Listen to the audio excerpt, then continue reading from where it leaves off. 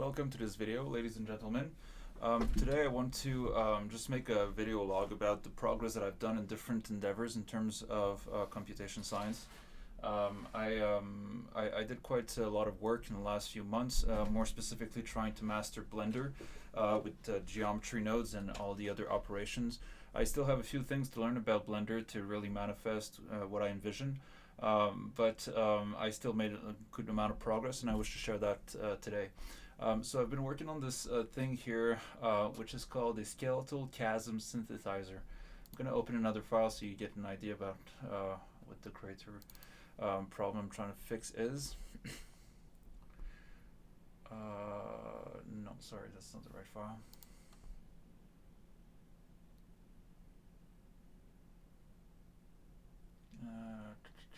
It's a skeletal profile synthetizer, this one. So this is the initial idea that I had about how to analyze objects in space. So this is what I call the skeletal profile synthetizer. I use skeletal profile synthetizer because skeletal metrics is involved here, in the sense that you're looking for the skeletal outline of an object without having it filled, and you're using a planar approach to divide each plane of that object. So I have here the target, which is the cylinder, and then I have a series of wrap curves which are used inside of geometry nodes in order to, so here there's an object info node and a collection info node. So yes, I might be able to improve the setup. However, so what this does is those three curves here have a shrink wrap modifier that is tuned to the cylinder, and thereby it shrinks those larger diameter circles to this profile so that I can get a synthesized profile of this object. So you can see here that a cylinder is composed of 1 circles and 2 squares. So that's the synthesized profile of this. Now this is useful because I'm trying to build planetary gear systems using irregular solids. And so these solids, as I develop the concept, will have multiple series of profiles, meaning that on one plane or angle perspective, say the circle here, it will have multiple different stages of forms so that it can create different movement inside of the planetary gear system that uses irregular solids. Now, so here I devised a system to analyze those profiles so that I can draw out of that or synthesize the useful aspect of the geometry. So perhaps the cylinder, if one side was a hexagon and the other was a circle, this system here would enable me to see the contrast more with more efficacy between the two different profiles. So that's the first idea, so skeletal profile synthesizer. Now this has evolved into a more difficult concept, which I call the skeletal chasm synthetizer. Now a chasm synthetizer is used in order to identify the space that an object needs in the space to create, say, a positive and negative cavity for a keyframe or a lock system. So if I have, say, a irregular key shape and I want to use that as a key, then I can create a series of geometry node that will enable me to synthesize the cavity necessary for this key to fit in the lock, even if it has irregular geometry. So just before I go into this next level, here the setup, that's another thing I've been working on. Try to set up the right environment in Blender so that it is really conducive to drafting and sketching. So I've been experiencing with the grease pencil, and I decided to create this whole environment here. Now this is important because it enables you to have a scale idea, or just an idea about the sizes of object. If you jump into just a blank space, you don't really get reference for the size of things, and so it gets a little bit complicated when you're trying to translate between programs and maintain the right scaling. So I created all this setup here to make sure that I know what size I'm working on. So you can see the size of the iPad on the bottom left there on that wood. There's a standard letter size on the right side of that wood panel, and then there's architectural size on the right. There's a swatch palette that was generated through AI, which I think is very interesting. This one was based to have a color scheme that would be able to express engineering, and also an ivory paper type design that would match Raphael or Michelangelo type drawings. So that's going to be some of the next projects that I have in mind. I would like to translate Raphael's sketches into three-dimensional space, but that's going to be for later on. For now, I want to focus on this chasm. So let's get back to the topic. Um, so now this environment here helps me to just identify what I'm doing. Okay, so now I've got this key here. So I designed this key. It's got like this cool handle, and then the shaft that's in it. All these are kind of irregular forms, so it's these not typical keys, and that's the objective. So I took this key bit here, and I decided to make this shape so that it has multiple different complex cavities to shape. So if I'm trying to synthesize this so that I can use it and create the right shape of lock so that this key can fit in and activate a few levers or other mechanisms, then I have to be able to create a cavity that will match this irregular outline. So how do I do that? I've tried many different things. I've tried at first to use a dynamic paint setup, which was my initial intention for this. I wanted to create dynamic paint, and I used the key as it moves through space in order to move or impact the plane, and then from the movement of it, print or retain the shape of the chasm necessary for the key. So I've tried that many times, and it did not turn right because of the shape of the irregular key. It created a jagged outline. So I'll show you some of the results that I got. So this is the first plane. Hold on, second plane. So I had to go through a stepped process. I had to do the process 5 times to get the satisfying results, and it wasn't really satisfying. Okay, so this is the second layer. Then I had to apply dynamic paint again. So this is what happened. Dynamic paint over layer 3 and then layer 4. And then you can see that the shape progressively gets better over time.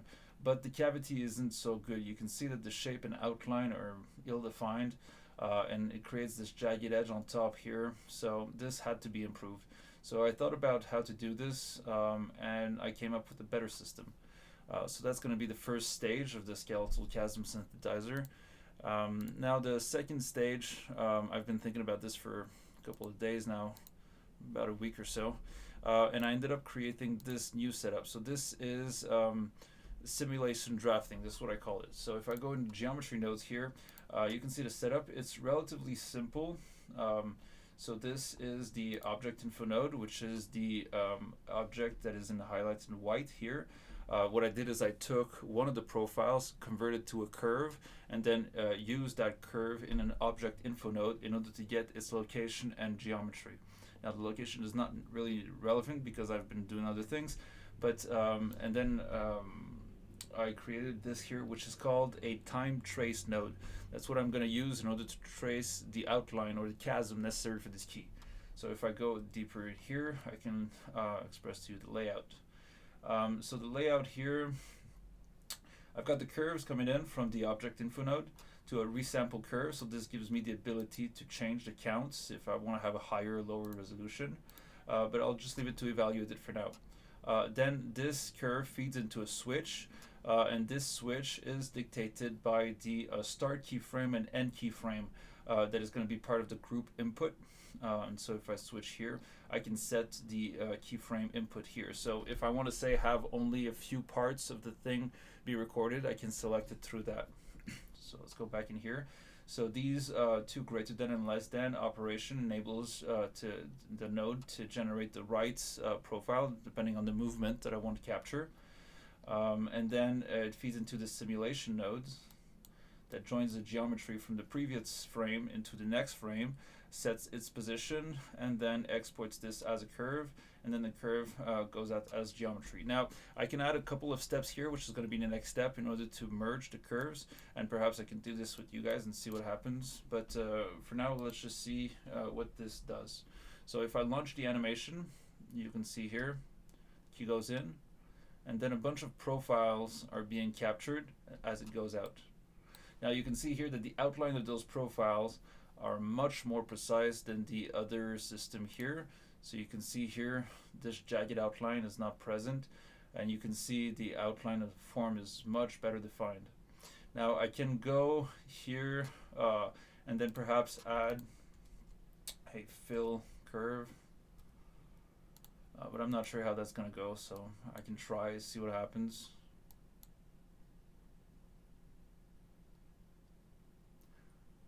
So yeah, so I didn't get to this point yet. This is still, I have to figure out exactly how I'm going to export the geometry. I'm thinking about using yeah, that program's probably gonna crash now. Um, so I'm thinking about using convert to mesh, export this as a mesh, and then apply. And then in the edit mode, I can then select all and bridge edge loops, which would function to create this chasm. Or I could do it in geometry node, but you see here, this is a issue I did not really expect. So trying to relate 70 or 80 spline together, and it causes this level of bug. So I'm gonna have to exit from that. Open it up again.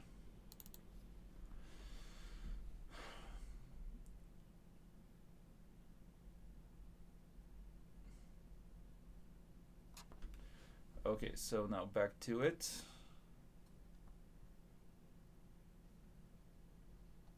No, that's not it.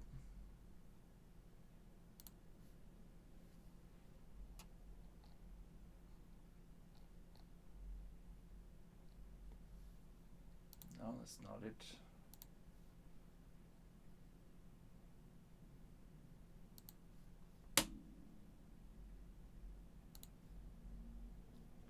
Okay, so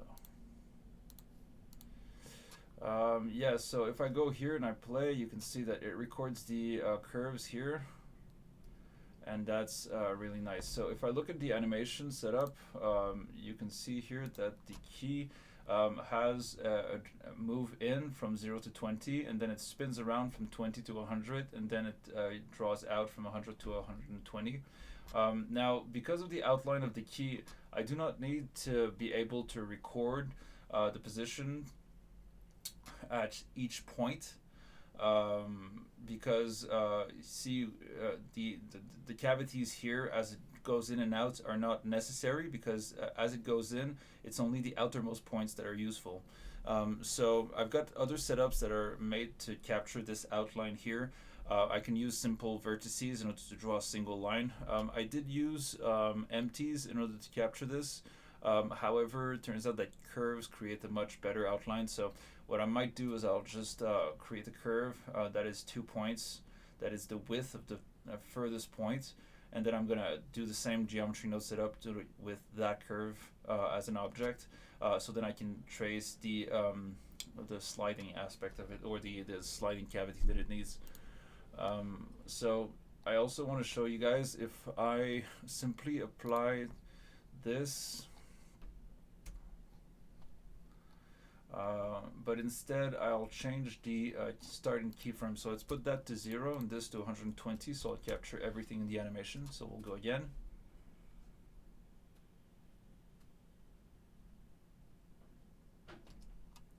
So you can see here that because of the way the key is made and its irregular shape, it creates this wave pattern on the top. And so I have to eliminate this. So if I use just a flat line on the x-axis as the instantiating curve, then I can relate all of those and create the profile so it is nice and flat. But you can see here that the better part of this animation really is during this spinning action, which is over here. And so this is why I've set this to 20 and this to 100, so it can relate to just the movement of the key as it spins. Yeah, so then I can apply this. I can perhaps add some transform in order to have it 360 degrees. So let's try this. I'm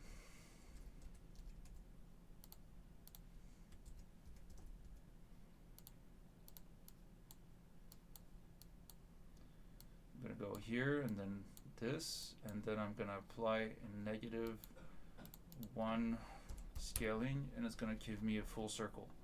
So you can see here that with this animation system, I'm able to create a full cavity for this object. Then I can merge them by distance, so I can get rid of the overlap.